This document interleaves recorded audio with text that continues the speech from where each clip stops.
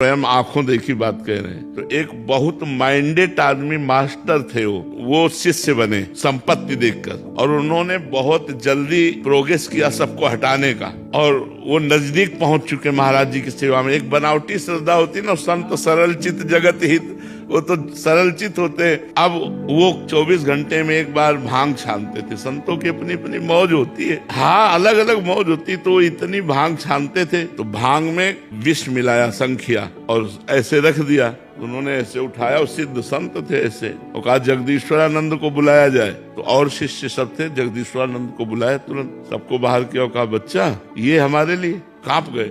तो उन्होंने खप्पर में घुरा और हरिओम पूरा पी गए। उन्होंने कहा कि अरे गुरुजी, बोले पिलाने के लिए तो तूने रखा है। और 7 दिन पद्मासन में बैठे रहे, और रोज बुलाते उसको, कहते देख तेरे जहर का कोई प्रभाव पड़ा, देख तेरे जहर का कोई प्रभाव। और ये कोई नहीं जानता था। 7वें दिन कहा अब मैं अपना शरीर अपनी इच्छा से त्यागता हूँ, तेरे जहर से नहीं। जो ही उन्होंने संकल्प किया, पूरे शरीर में जहर फैल गया, पूरा नीला शरीर पड़ गया, शरीर छूट गया। उस व्यक्ति को देखा गया कि जैसे पानी आता है और दरारें पड़ जाती है ना मिट्टी में पानी जाने के बाद, ऐसे शरीरों में दरारें पड़ गई और मवाद चूने लगा।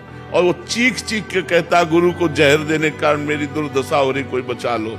चिल्लाता रहता रात दिन, पलकें ऐसे फैल गई, मवाद निकले।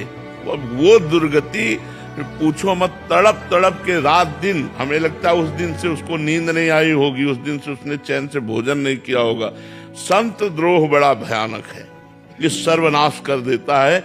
इसलिए चाहे गुरु भाई से हो या किसी अन्य संत से हो, कभी द्रोह न करे। वो गाली दे तो भी चरणों की तरफ ही झुके, संतों के चरणों की तरफ झुकने में ही मंगल है।